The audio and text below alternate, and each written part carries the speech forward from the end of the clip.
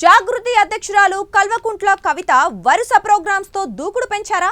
ఇక జాగృతి ద్వారానే యాక్టివిటీస్ చేయాలని కవిత డిసైడ్ అయ్యారా? ఆమె చేసే ప్రోగ్రామ్స్ గులాబీ పార్టీని ఓవర్కమ్ చేస్తున్నాయా? జాగృతి ప్రోగ్రామ్స్ తో ప్రజల్లో ఉండాలని కవిత ప్లాన్ రెడీ చేసుకున్నారా? కవిత వరుస కార్యక్రమాల వెనుక ఆంతర్యం ఏమిటో ఈ కథనంలో తెలుసుకుందాం.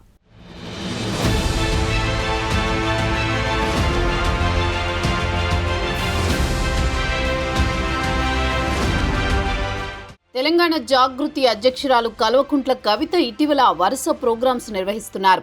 పార్టీ ప్రోగ్రామ్స్ కంటే జాగృతిపైనే ఎక్కువ దృష్టి పెట్టారు. రాష్ట్రంలో ఉన్న సమస్యలను జాగృతి ద్వారానే లేవనెత్తే విధంగా కవిత రూట్ మ్యాప్ రెడీ చేశారు.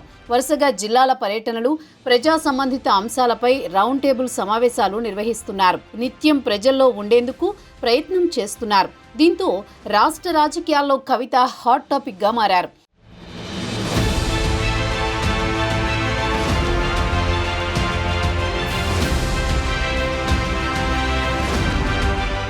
విదేశీ పర్యటనకు వెళ్లి వచ్చాక కవిత బీఆర్ఎస్ పార్టీలో జరుగుతున్న పరిణామాలపై మాట్లాడారు. రజతోత్సవ సభ తర్వాత తాను కేసీఆర్కు రాసిన లేఖ లీక్ కావడంపై కవిత బహిరంగంగానే కామెంట్స్ చేశారు.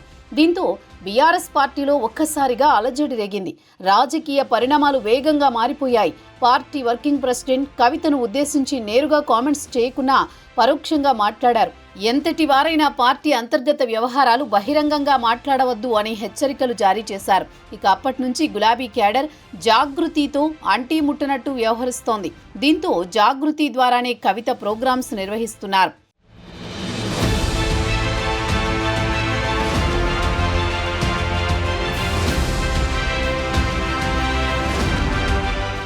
ఇక కేసీఆర్కు కాళేశ్వరం కమిషన్ నోటీసులు ఇవ్వడంపై కవిత జాగృతి ద్వారానే ప్రోగ్రాం చేశారు. ఇందిరా పార్క్ వద్ద మహాధర్నా కార్యక్రమాన్ని నిర్వహించారు.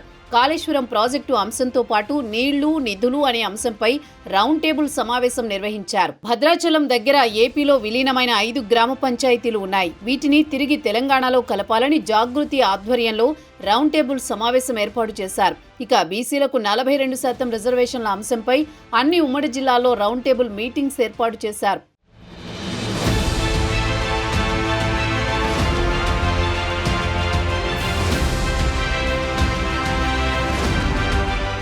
ఇదిలా ఉంటే బీసీలకు కాంగ్రెస్ పార్టీ ఎన్నికల్లో ఇచ్చిన హామీలపై ఒకవైపు బీఆర్ఎస్ మాట్లాడుతోంది. కామారెడ్డి బీసీ డిక్లరేషన్ అమలు చేయాలని డిమాండ్ చేస్తోంది.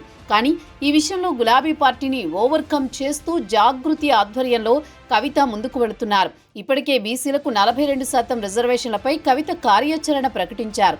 జూలై 17 రైల్ రోకోకు పిలుపునిచ్చారు. రైల్ రోకోకు మద్దతివ్వాలని ఆర్ కృష్ణయ్యతో కవిత చర్చించారు.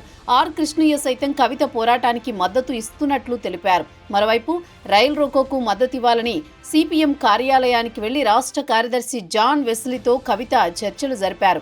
అలాగే న్యూ డెమోక్రసీ పార్టీతో పాటు ఇతర ప్రజా సంఘాలను సైతం కలిశారు. జూలై 17 రైల్ రోకో ప్రోగ్రాంను విజయవంతం చేసి పట్టు నిరూపించుకోవాలని కవిత వ్యూహాత్మకంగా వ్యవహరిస్తున్నారనే చర్చ జరుగుతోంది.